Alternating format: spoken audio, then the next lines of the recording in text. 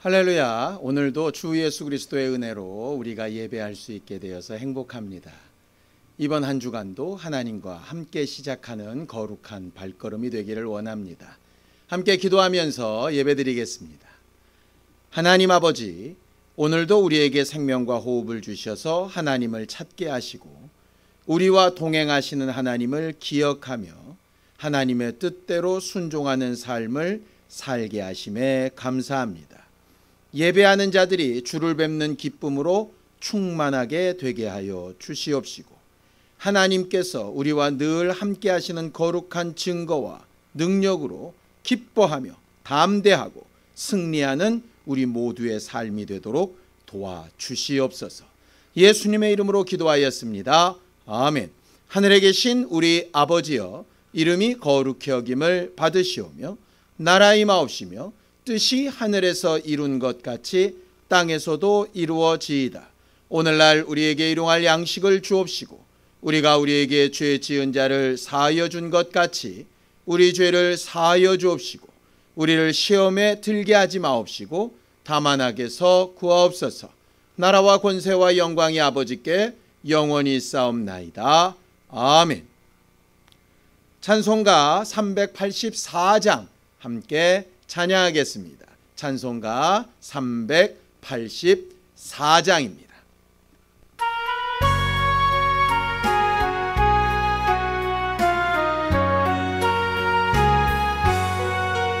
나의 갈 길 다가도록 예수 인도하시니 내 주 안에 있는 긍휼 어찌 의심하리요. 믿음으로 사는 자는 하늘 위로 받겠네. 무슨 일을 만나든지 만사형통하리라. 무슨 일을 만나든지 만사형통하리라.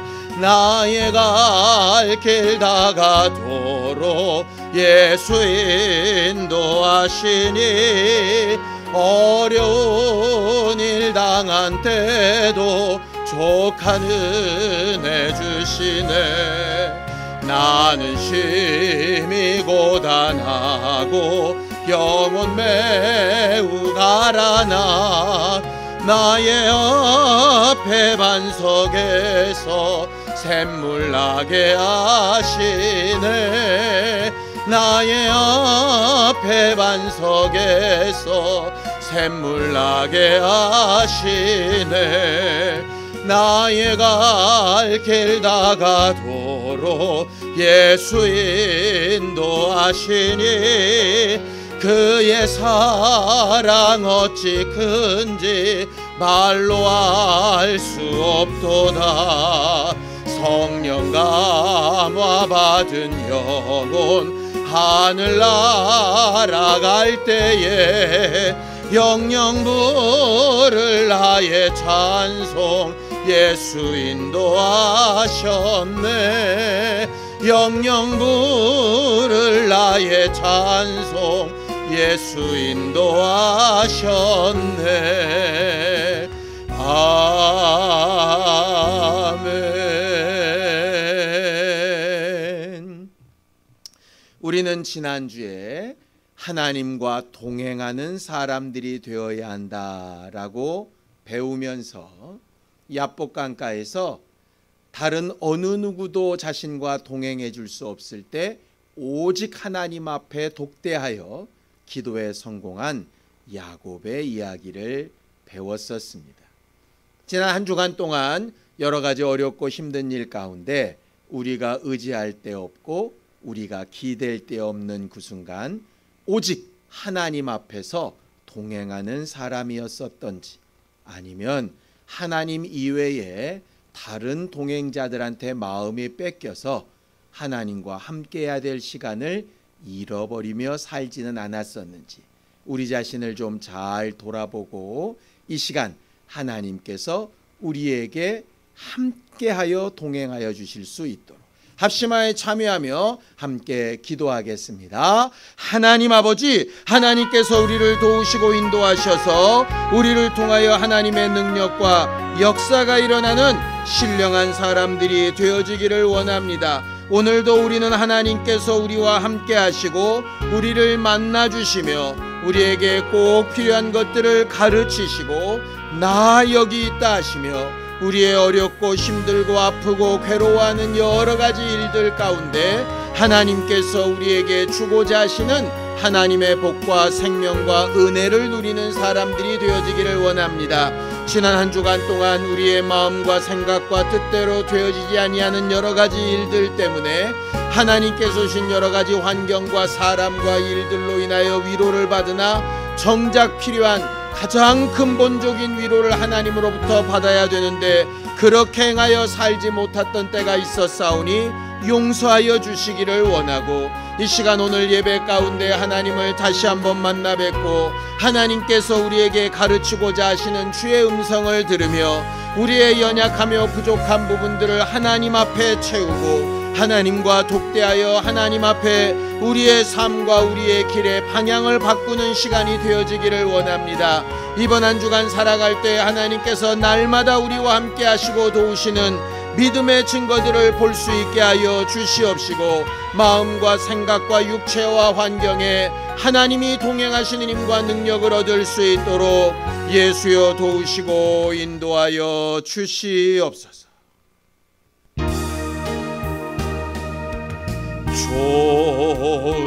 좋으신 하나님, 좋으신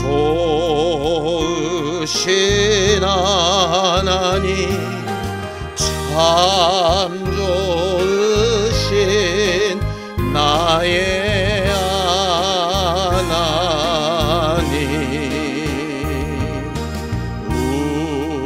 우리의 기도를 응답해 주시는 참 좋으신 나의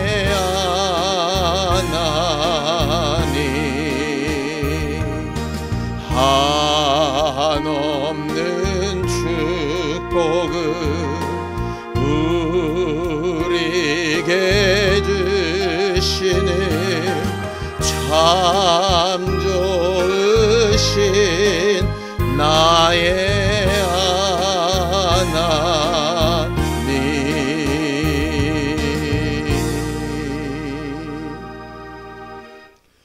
오늘도 우리와 함께 하시는 하나님, 하나님 앞에 겸손하게 되어 주의 말씀을 잘 전하고 들을 수 있게 하여 주시옵소서. 들려지는 말씀이 각각의 심령에 은혜가 되게 하여 주시고 하나님의 마음과 생각이 우리 안에 확실히 전달되게 하여 주시옵소서. 믿음으로 언금한 손길들 위에 복을 주시고 저들이 하나님과의 관계 가운데 온전하게 되어 저들이 찾고 구할 때마다 하나님이 주시는 생명과 복으로 늘 형통할 수 있도록 축복하여 주시옵소서. 예수님의 이름으로 기도하였습니다. 아멘. 하나님의 말씀은 창세기 39장 1절에서 6절까지 말씀을 함께 합독하겠습니다. 창세기 39장 1절에서 6절까지 말씀을 함께 합독하겠습니다. 함께 읽습니다. 시작.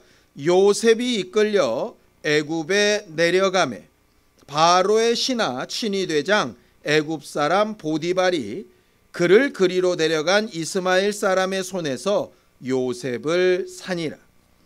여호와께서 요셉과 함께 하심으로 그가 형통한 자가 되어 그의 주인 애굽 사람의 집에 있으니 그의 주인이 여호와께서 그와 함께 하심을 보며 또 여호와께서 그의 범사에 형통하게 하심을 보았더라. 요셉이 그의 주인에게 은혜를 입어 섬기매 그가 요셉을 가정 총무로 삼고 자기의 소유를 다 그의 손에 위탁하니 그가 요셉에게 자기의 집과 그의 모든 소유물을 주관하게 한 때부터 여호와께서 요셉을 위하여 그 애굽 사람의 집에 복을 내리심으로 여호와의 복이 그의 집과 밭에 있는 모든 소유에 미친지라. 주인이 그의 소유를 다 요셉의 손에 위탁하고 자기가 먹는 음식 외에는 간섭하지 아니하였더라. 요셉은 용모가 빼어나고 아름다웠더라. 아멘. 우리를 만드신 하나님은 우리에게 생명과 복을 주시기 원하시는 하나님이시고, 당대의 생명과 복뿐만 아니라 미래의 소망과 하나님과 함께하는 기쁨을 꿈꾸게 하시는 하나님이십니다. 신명기 30장 19절에 보면 하나님께서 내가 오늘 하늘과 땅을 불러 너희에게 증거를 삼노라. 내가 생명과 사망과 복과 저주를 내 앞에 두었은즉 너와 내 자손이 살기 위하여 생명을 택하라고 이렇게 말하고 있습니다. 하나님이 우리 앞에 생명의 법과 사망의 법, 복을 얻는 법과 저주의 법 두 가지를 놓으셨다라고 되어져 있습니다.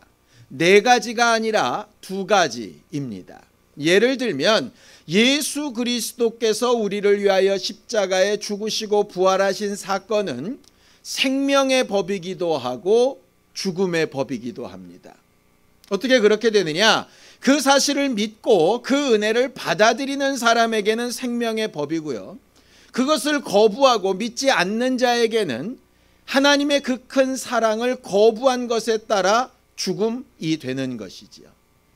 복을 명하신 명령도 순종하여 행동하면 복을 받는 것이고, 그것을 거부하여 자신의 삶에 적용시키지 않으면 저주가 되는 것입니다. 그래서 하나님은 생명과 복만 주시지 왜 사망과 저주도 주시는가? 사망과 저주를 주시는 것이 아니라 생명과 복의 명령을 택하면 얻게 되는 것이고, 그것을 거부하면 자동적으로 반대되는 사망과 저주가 결과물로 나타나게 되는 것이지요. 그런데 하나님의 본래 생각은 살기 위하여 생명과 복의 방향을 좀 택하라라고 하는 것입니다. 우리에게 선택권을 주시고 그것을 할 수 있게 하신 것이지요. 사람들이 율법을 받으면서 생명의 법으로, 복의 복으로만 받아야 되는데 그것을 오해해서 하나님은 우리를 저주하려고 하신다, 우리를 죽이려고 하신다, 멸망시키려고 하신다, 어렵게 하시고 힘들게 하신다, 이렇게 오해를 하게끔 되었습니다. 그래서 하나님께서 친히 자기 자신에 대해서 변명을 또 하시죠. 예레미야서 29장 11절에 하나님은 자신의 마음을 이렇게 얘기하십니다. 여호와의 말씀이니라. 너희를 향한 나의 생각을 내가 아나니 평안이요 재앙이 아니니라. 너희에게 미래와 희망을 주는 것이라. 이렇게 했습니다. 하나님은 우리에게 생명 주기를 원하시고 복을 주기를 원하십니다. 재앙이 아닌 평안을 주기를 원하시고 미래와 장래의 소망에 관하여 꿈꿀 수 있게 하기를 원하십니다. 이게 하나님의 본 마음입니다. 마치 부모가 자식들을 때로 야단칠 때도 있고 체벌을 가할 때도 있지만 본래의 마음은 자식이 잘 되기를 원하고 평안하기를 원하고 더 잘 되어지기를 원하는 것 아니겠습니까? 그 사실처럼 하나님의 마음도 그런 것이죠. 하나님이 육체로 이 땅에 모되신 예수 그리스도도 분명히 자기 자신의 사역에 대해서 그렇게 말씀하십니다. 나는 너희를 심판하러 온 것이 아니라 구원하러 왔다 하시면서 이렇게 말씀하시죠. 요한복음 3장 17절에 하나님이 그 아들을 세상에 보내신 것은 세상을 심판하려 하심이 아니요 그로 말미암아 세상이 구원을 받게 하려 하심이라 그랬습니다. 하나님 아버지의 생각도 생명과 복과 평안과 미래와 장래의 소망에 관한 것이고, 예수께서 오셔서 우리에게 주고자 하시는 것도 심판이나 멸망이 아니라 구원받고 살아나는 것입니다. 성령께서 우리 안에 들어오셔서 우리를 감동하시고 말씀을 생각나게 하시고 어쩔 때는 양심의 가책도 받게 하시고 하는 여러 가지 일들은 우리를 불편하게 하시려는 게 아니라 우리를 더 낫고 더 잘 되어지기를 원하시는 마음 때문이지요. 오늘 형통하다라고 하는 내용을 좀 살펴보려고 합니다. 형통하다. 오늘 본문에서 이 형통하다라고 하는 단어들이 나옵니다. 사람들은 형통하다라고 하는 말을 싫어하진 않을 겁니다. 다 좋아할 겁니다. 그런데 도대체 뭐가 형통한 거냐라고 이렇게 물어보면 그냥 잘 되어지는 것이라는 말밖에는 말하지 못할 거예요. 형통하다라는 원래 뜻이 뭡니까? 뜻대로 되어지다, 뭐 이런 말입니다. 상황이 점점 더 나아지다, 뭐 이런 걸 형통하다라고 합니다. 히브리어로는 샤칼이라고 해서요, 깨닫다라고 하는 겁니다. 올바른 길을 깨닫고 올바른 방향을 깨닫다라고 하는 거죠. 그게 형통하다라고 하는 겁니다. 또 하나는 지혜롭다라고 하는 겁니다. 지혜가 뭐죠? 더 나은 것을 선택하고 더 옳은 것을 선택할 수 있는 능력입니다. 또 다른 뜻으로는 신중하다라고 이런 뜻도 있습니다. 그냥 보이는 대로 느껴지는 대로 좋은 것을 따라가는 게 아니라 이게 진짜 나에게 좋은 건지 그렇지 않은 건지를 분별할 수 있는 힘이란 뜻입니다. 우리는 그냥 형통, 그러면 무조건 잘 된다라고 하는 말인데요. 히브리어로서의 형통은 좋은 것을 잘 선택하는 능력이라고 하는 말입니다. 예전에 어떤 목사님에게 형통이라고 하는 단어에 대해서 들었을 때 이런 설명을 들었는데 그 설명이 제 마음에 굉장히 많이 남아 있어서 똑같이 전달을 해드립니다. 우리가 생각하는 보통의 형통은 이런 것이라고 합니다. 명절 때가 되면 광화문 넓은 그 도로에 차가 거의 한 대도 없을 때 있죠. 그럴 때 서울 시내를 이렇게 달리다 보면 많은 사람들이 이렇게 얘기합니다. 야, 평상시에도 차들이 이렇게 없었으면 좋겠다. 아주 뻥뻥 뚫려서 어디를 가든지 막힘이 없네. 이렇게 말하는 거죠. 일반적인 사람들이 바라고 꿈꾸는 형통이라고 하는 게 그런 것입니다. 거칠 것이 없고 방해물이 없고 마음에 걸림도 없고 눈앞에 가리운 것도 없고 그냥 미래와 결과가 훤히 보이는 것. 그걸 보통 형통이라고 이야기합니다. 근데 그때 그 목사님은 뭐라고 얘기하시느냐? 하나님이 원하시는 형통은 원래 뜻대로 본래 목적지까지 늦지 않은 시간에 잘 가면 되는 것 아닐까라고 이렇게 말씀을 하시면서 이런 겁니다. 올림픽 도로를 달리는데 앞뒤 양옆으로 차가 꽉 막혔습니다. 내 계산과 생각으로는 당연히 늦을 것 같은 거예요. 그런데 차가 밀려있는 상태도 계속 가서 자기가 원하던 장소에 딱 도착을 했는데 봤더니 전혀 늦지 않고 제대로 된 목적지에 딱 도착한 거죠. 그거는 형통 아닌가? 라고 이렇게 말씀을 하셨어요. 우리가 별로 그런 형통은 바라질 않습니다.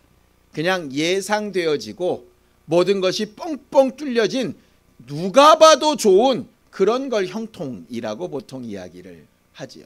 그런데 성경을 아무리 읽어봐도 그렇게까지 형통했던 사람은 별로 찾아보기가 어렵습니다. 아니, 우리 인생사에도 그런 인생은 별로 찾아볼 수가 없는 것 같아요. 왜냐? 이 세상이 우리에게 그렇게 녹록하지 않기 때문입니다. 왜 그렇게 됐을까요? 이유는 딱 하나 때문입니다. 하나님께서 창조하신 세상이 본래 하나님의 명령대로 하나님이 택하신 영적 사람인 아담과 하와의 명령대로 잘 순응하여 돌아가던 때가 있었는데 죄가 들어오는 순간에 그 모든 상황이 다 얽혀서 우리가 바라는 뜻대로 우리가 원하는 대로 우리가 생각하고 계획하는 대로 되지 않는 것이죠. 말 그대로 형통하지 않게 된 겁니다. 뜻이 이루어지지 않고 제대로 되지 않고 더 나아지지 않게 된 겁니다. 죄의 결과이고 우리의 상황이 현실이 된 거죠.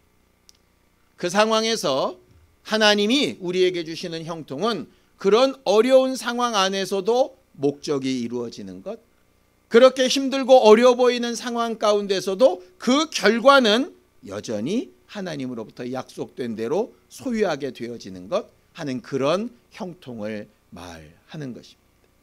오늘 우리가 말씀을 들을 때 우리가 평소에 바라는 형통, 앞이 뻥뻥 뚫리고 아무 방해물이 없는 그런 형통을 꿈꾼다면 오늘 말씀을 듣고도 우리는 아무런 것을 경험하지 못하게 될지 모릅니다.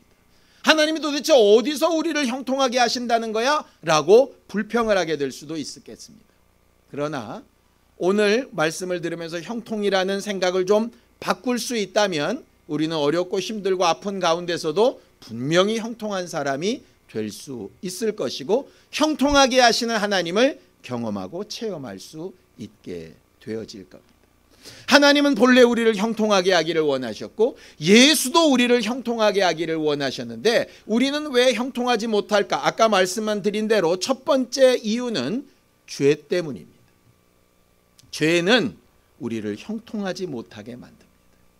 우리 주변이나 환경이나 모든 형편들이 우리의 뜻과 반대로 되게끔 만드는 것이 바로 죄의 결과입니다. 죄가 있는 순간에 어떤 복도 담을 수 없게 됩니다. 여러분들 채반 아시죠? 구멍이 숭숭 뚫린 채반은 그릇 모양을 하고 있어도 절대로 물을 담을 수 없습니다. 그것처럼 죄인 된 심령은 도무지 하나님의 복을 받을 수 없게 되는 거죠. 이 죄라고 하는 게 뭘까요? 죄의 원어를 보면 하마르티아 이렇게 되어져 있습니다. 하마르티아가 무슨 뜻이냐면 관역을 벗어난 화살이라는 말입니다. 목적을 상실한 일이라고 하는 뜻입니다. 형통은 원래 목적대로 되어져 가는 겁니다. 뜻대로 되어져 가는 겁니다. 그런데 죄는 이미 그 뜻에서 벗어난 걸 얘기하는 거예요. 그러니 당연히 형통할 수가 없죠. 그러니 우리는 잘 살펴야 합니다. 뭔가 어려움이 있고 잘 되어지지 않을 때 내가 목적대로 가고 있지 않다면 그건 너무나도 당연한 겁니다. 목적을 잃어버렸으니 당연히 형통할 수 없는 거지요. 그래서 왜 형통하지 못하냐? 억울해할 것이 아니라 내가 제대로 된 목표를 향해서 가고 있는가라고 하는 걸 봐야 하는 겁니다. 여러분들 옛날 이야기 아시죠? 바늘 도둑이 소 도둑이 됩니다. 조그만 것을 훔쳤을 때 그것을 징계하고 잘못되었다고 이야기할 때 그 사람이 형통하게 되는 것이지, 자그마한 잘못을 괜찮다, 그 정도는 다 한다, 너 지혜롭고 똑똑하다 이렇게 가르쳐버리면 그렇게 해서 더 잘 나가는 사람이 되는 게 무슨 형통이겠습니까? 그래서 목적을 잃어버렸다면 일이 잘 되어져 가는 것도 형통처럼 보이지만 형통이 아닌 겁니다. 그래서 내가 형통한 사람인가 아닌가를 살펴보려면 첫 번째는 잘 되어지냐 못 되어지냐의 문제가 아니라 목적대로 가고 있는가를 살펴봐야 하는 겁니다. 하나님이 본래 우리에게 주시고자 하는 목적대로 가고 있는가? 돈을 원래 벌려고 하는 본래의 목적대로 가고 있는가? 공부를 원래 하려는 목적, 내가 다른 사람들과 함께 사역하는 그 목적대로 제대로 가고 있는가? 그런 과정 가운데서 제대로 가고 있음에도 불구하고 어려움이 있다면 그건 좀 해결해야 되는 문제인 것이죠. 그러나 제대로 가고 있지 못하다면 잘못되고 있는 것이 도리어 형통한 일일 수 있습니다. 내가 바꿔야 하고 고쳐야 되는 부분이기 때문이죠. 두 번째는 죄와 상관없이 형통하게 보이지 않는 겁니다. 왜냐?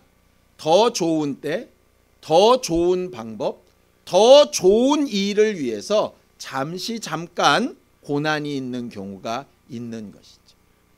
마치 앞뒤로 차들이 꽉 막혀 있으나 결과는 정확하게 맞는 시간에 도착했을 때를 형통이라 하는 것처럼 그 불편해 보이는 상황들이 도리어 하나님이 하신 일을 더 확실하고 더 분명하게 드러내서 이게 운이 좋아서 내 실력이 좋아서가 아니라 하나님이 나를 형통하게 하셔서 하신 일이구나 라고 하는 것을 확실하게 체험하게 할 수 있는 계기가 될 수 있는 것이죠. 마치 수술을 받고 난 다음에 마취가 풀리게 되면 없었던 통증이 막 몰려옵니다. 마취가 깨기 전에 아프지 않았던 때가 정상이 아니라 아플 때가 정상이죠. 그 아픔을 지나서 회복이 되어야 하는 것처럼 말이죠. 그런 것들을 다 건너뛰고 싶지만 사실은 필요한 부분입니다.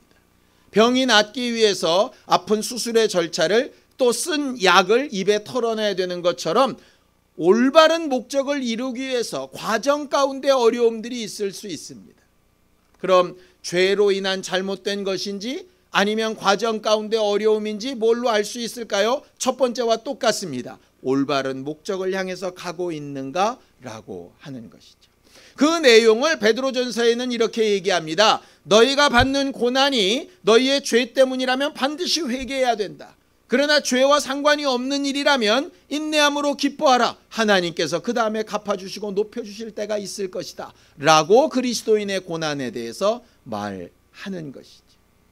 여러분, 우리는 하나님 앞에 하나님의 본래의 목적대로 형통한 사람들이 되어지기를 원합니다. 우리가 바라는 아무 어려움도 없는 그렇게 아주 시온의 대로 같은 그런 형통함은 아닐지라도 매순간 매순간 우리가 꿈꾸고 하나님 앞에 받은 목적에 어긋남이 없이 그 길을 계속 인내함으로 걸어가다가 그 마지막 순간에 하나님께서 나를 사용하셨구나.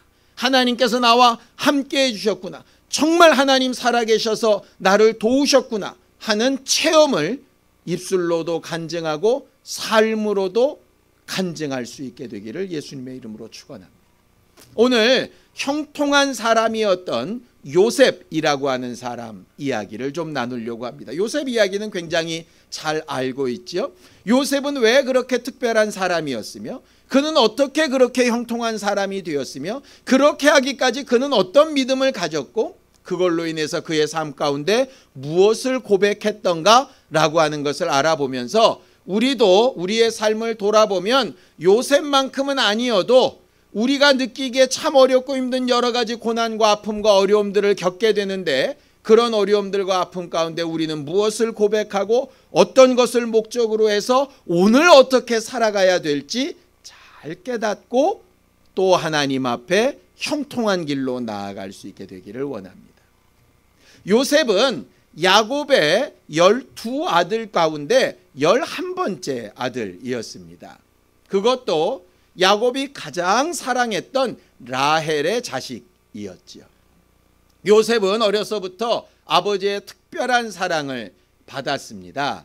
그래서 그는 항상 일하러 가는 형들과 달리 아버지 옆에서 일하지 않는 옷, 아주 고급 옷을 차려입고 아버지 옆에서 사랑받는 존재로 컸습니다. 성경을 좀 보죠. 창세기 37장 3절 4절입니다.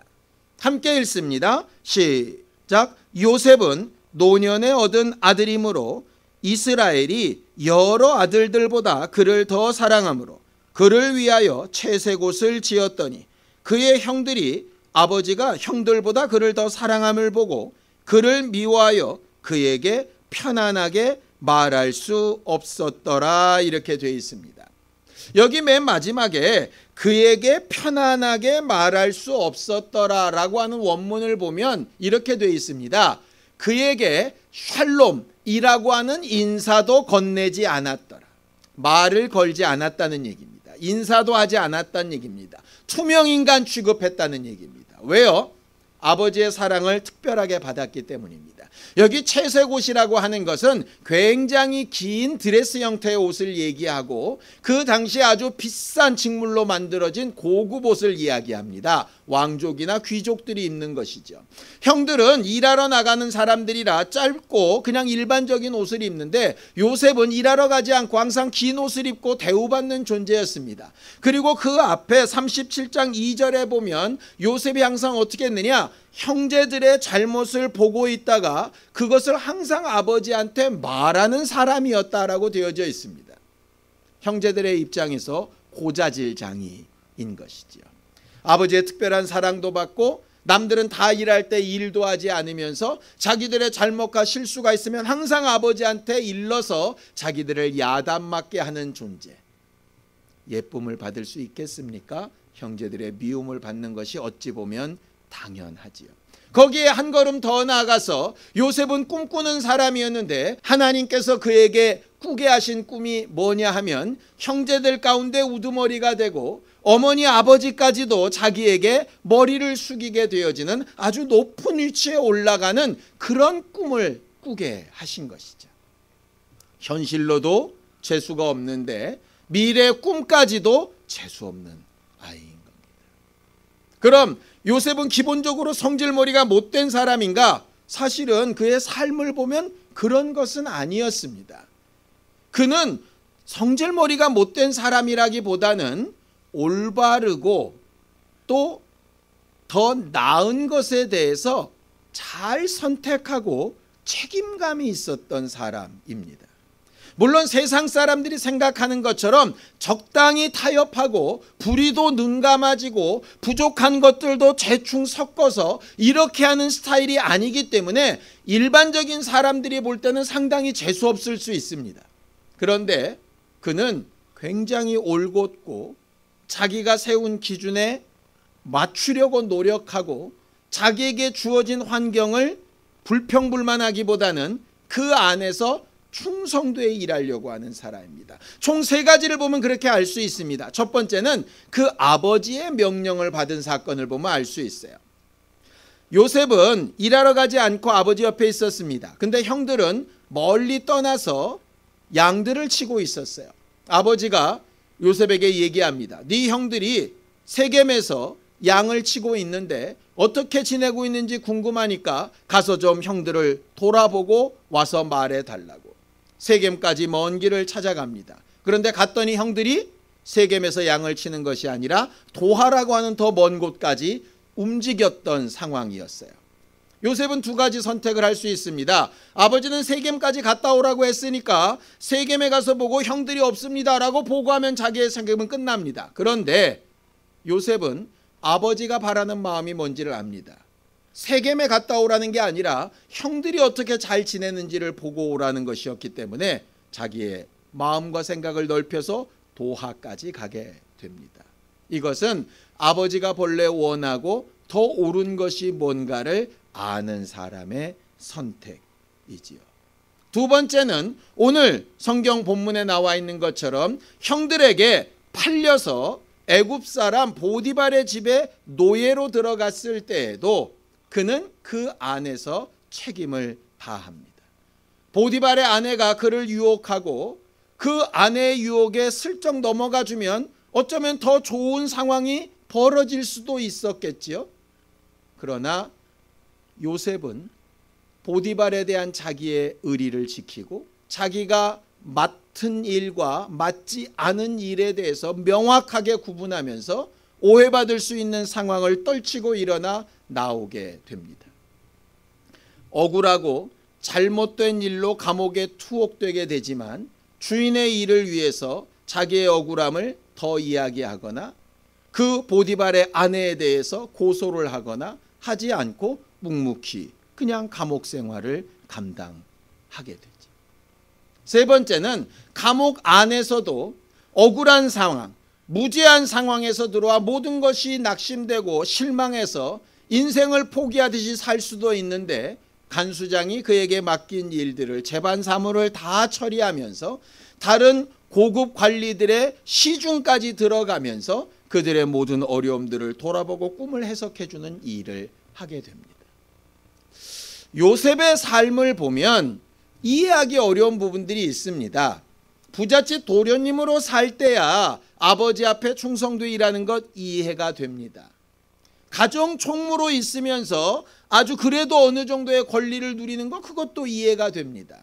그런데 감옥 안에까지 무죄하여 들어가서 아주 인생의 밑바닥에서도 그러한 책임감을 발휘할 수 있다는 거 사실은 쉽지 않은 일이죠. 어떻게 그가 그렇게 가능했을까? 하나님의 눈빛 앞에 있다고 생각했기 때문입니다. 아버지 앞에서도 형제들 앞에서도 보디발 앞에서도 또 감옥 안에서도 그는 하나님 앞에 있었다라고 하는 것을 계속해서 주장하고 있습니다. 요셉은 대단히 형통한 사람이었죠. 아버지 집에 있을 때 굉장히 많은 것을 소유하고 어떤 것도 부러워할 것이 없을 만큼 부잣집 도련님으로 굉장히 형통한 사람이었습니다. 그런데 보디발의 집에 팔려 있을 때에도 형통했어요. 그 이유를 성경은 이렇게 설명합니다. 창세기 39장 3절입니다. 시작. 그의 주인이 여호와께서 그와 함께 하심을 보며 또 여호와께서 그의 범사에 형통하게 하심을 보았더라라고 이렇게 얘기합니다. 하나님이 그와 함께 하십니다. 우리는 지난주에 하나님과 동행했던 야곱 이야기를 배웠지요.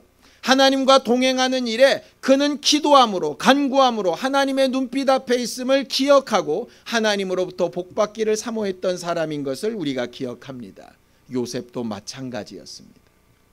우리 같으면 부잣집 도련님이 갑자기 인생이 뒤바뀌어서 종이 되고 가정 총무할지라도 결국 노예에 불과한데 자기 형제들에게 팔린 그 억울함과 안타까움에 모든 것을 포기하고 악다구니를 쓰고 정말 그렇게 살 수도 있을 텐데 하나님이 자기와 함께하고 계시고 하나님이 이 어려운 상황에서도 내게 원하시고 바라시는 형통함은 무엇일까 찾으면서 하나님이 그 앞에서 형통하게 하시는 일들을 정말 취하게 됩니다.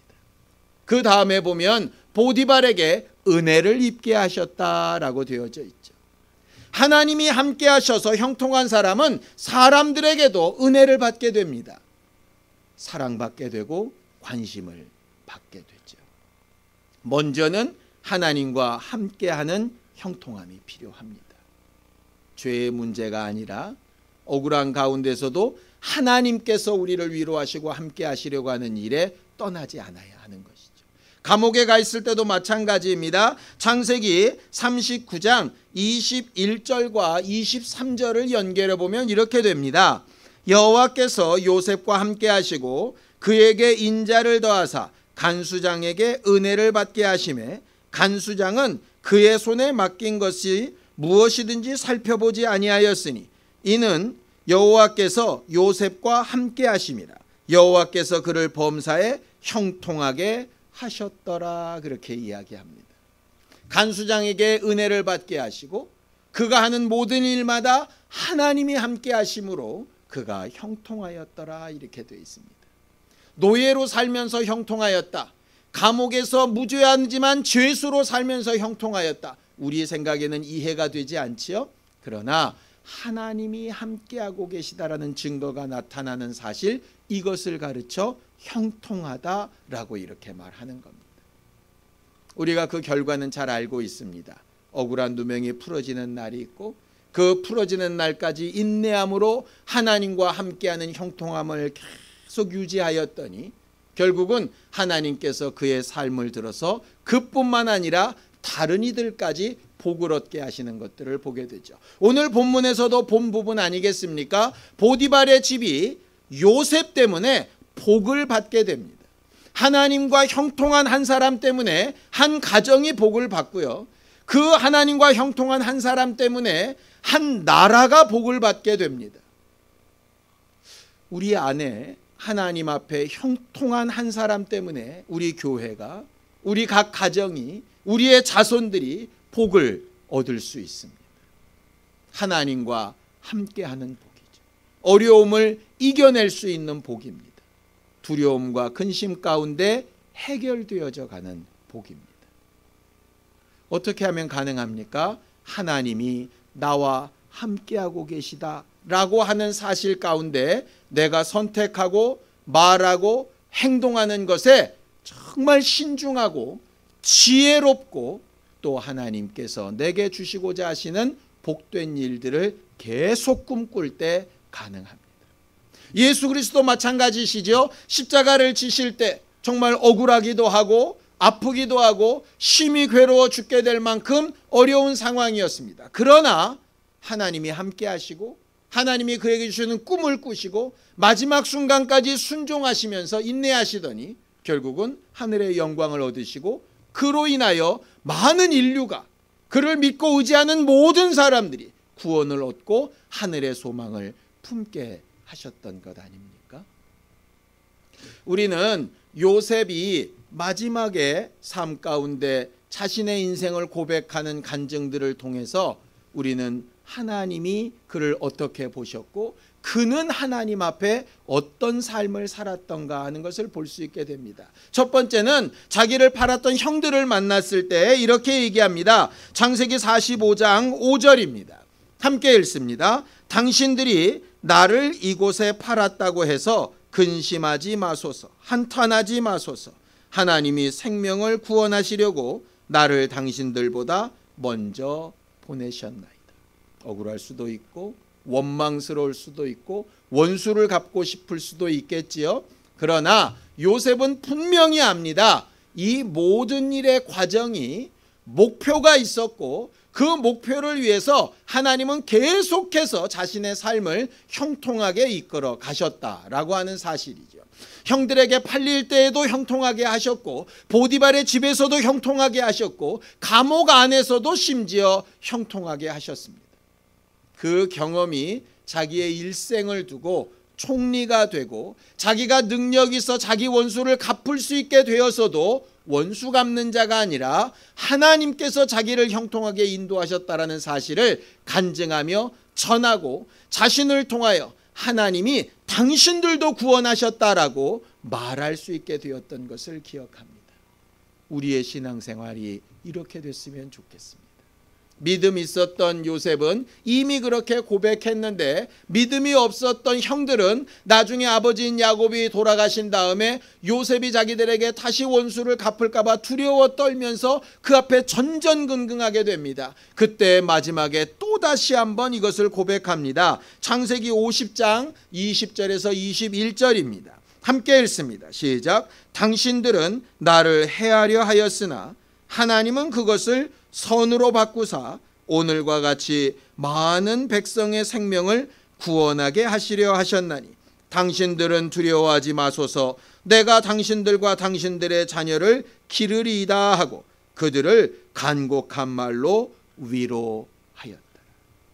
억울하게 팔렸던 사람이 미워하여 팔았던 이들을 위로하는 상황에 이르게 됩니다. 예수를 3번 부인했던 베드로를 예수께서 나타나셔서 위로하셨듯이 말입니다. 우리의 삶이 하나님과 함께하는 형통한 삶이 되기를 바랍니다.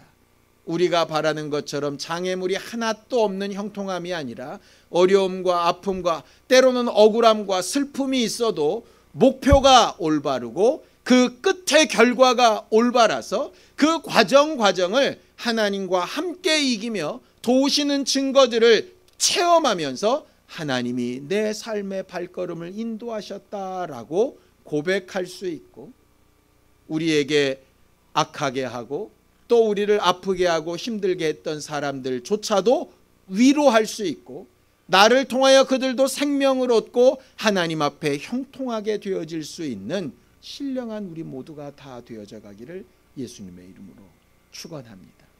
쉽지 않을지 모르지만 무엇이 옳은가를 깊이 생각하고 잘 선택할 수만 있다면 성령께서 우리에게 가르치시고 예수께서 본을 보이신 대로 우리가 우리의 삶 가운데 잘못된 것과 타협하지 아니하고 옳은 방향을 선택하고 옳은 것을 선택한 일에 대한 부담감을 감당하며 인내할 때에 우리를 형통하게 하시는 하나님의 역사를 분명히 나와 내 자손들이 볼 수 있게 되기를 원하고 확신합니다. 함께 기도하시겠습니다. 하나님 아버지, 우리를 도우시고 인도하셔서 오늘도 우리가 하나님 앞에 하나님의 인도하심과 도우심과 함께 하심을 구합니다. 우리의 삶이 우리의 생각이나 우리의 계획이나 뜻과는 달리 보일지라도 우리가 바라며 원했던 모습과는 혹 좀 다를지라도 하나님께서 우리에게 주고자 하시는 생명과 복 또 우리 안에 평강과 미래와 소망에 관한 생각들이 분명히 꿈꾸어지고 있다면 무엇이 옳은 것이고 무엇이 하나님에 의해 올바른 것인지 하나님의 나라를 향하여 가는 길과 예수 그리스도의 사람으로서의 특성과 성령께서 우리에게 가르치시는 분명한 사실들로 말미암아 우리가 생각하며 또 마음 먹고 또 우리가 행동하는 모든 일에 올바른 것을 선택하며 지혜롭게 행하며 신중하게 감당할 줄 아는 형통한 사람들이 되어지게 하여 주시기를 원합니다. 우리가 하나님 앞에 바라는 형통은 세상 사람들이 바라는 것과 좀 다를지라도 하나님께서 때때마다 일마다 우리를 도우시고 함께 하시는 증거로 말미암아 우리를 홀로 두지 아니하시고 늘 함께 하시며 위로하시고 우리에게 있어야 될 것과 필요한 것들을 공급하시며 우리를 통하여 원수들을 능히 이겨 승리하게 하시고 우리를 통하여 우리뿐 아니라 우리와 함께하는 사람들에게도 생명과 복과 은혜를 전할 수 있는 신령한 사람들이 되기를 원하오니 하나님과 함께하는 사실을 전하여 증거할 수 있게 하여 주시고 하나님과 함께하는 형통함으로 풍성하게 하여 주시며 하나님 앞에 은혜를 얻으며 사람들 앞에도 은혜를 얻으며 은혜를 베풀고 사랑할 줄 아는 우리 모두가 다 되어질 수 있도록 하나님 이번 한 주간도 우리와 함께 하시고 인도하여 주시옵소서. 하나님이 우리를 향하여 가지신 하나님의 뜻대로 장래 소망과 꿈이 있는 우리 모두가 되기를 원합니다. 우리와 우리 가정과 우리 자손들과 우리 교회와 우리 나라와 우리와 함께하는 사람들이 먼저 믿는 자의 본을 분명히 보이고 하나님과 함께 걷는 거룩한 즐거움과 기쁨이 있는 사람들이 되어지기를 원합니다. 상처받은 마음들을 위로하시고 상한 심령들을 하나님께서 낫게 하여 주시며 하나님께서 나 여기 있다서 함께하여 계신 거룩한 증거들로 힘을 얻고 위로를 받게 하여 주시기를 원합니다. 어렵고 힘든 일을 지난 이후에 하나님께서 이 일을 위하여 나를 사용하셨다라고 분명히 말할 수 있는 주의 일꾼들이 되게 하여 주시옵시고 우리를 통하여 우리 가정과 자손들과 교회를 통하여 하나님 아버지 생명을 얻고 구원을 얻으며 형통하게 되어지는 사람들이 많아질 수 있도록 우리 모두를 도우시고 사용하여 주시옵소서. 예수님의 이름으로 기도하였습니다.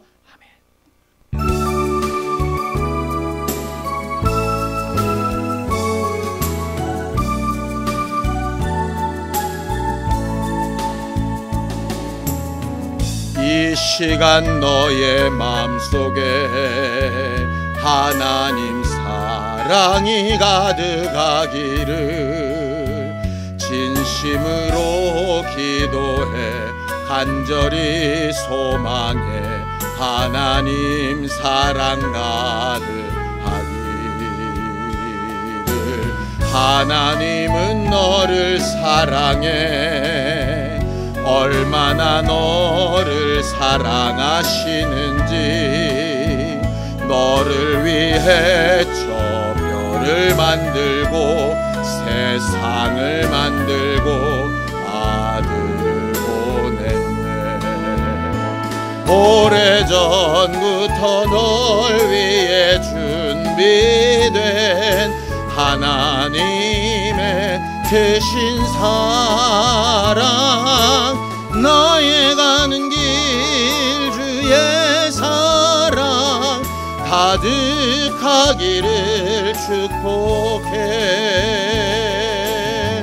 힘든 일도 있겠지만 나 그때마다 늘 함께 할게. 하나님 보이신 그 사랑으로 나 또한 너를 사랑해. 오래전부터 널 위해 준비된 하나님의 크신 사랑 너의 가는 길 주의 사랑 가득하기를 축복해.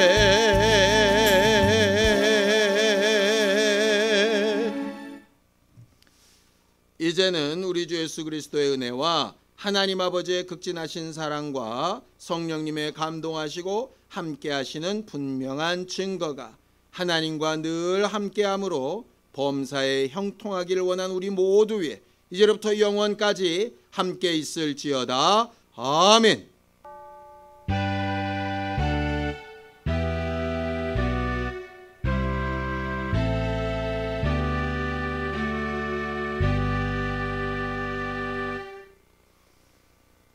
이번 한 주간 하나님 앞에 형통한 우리 모두가 되기를 예수님의 이름으로 축원합니다. 감사합니다.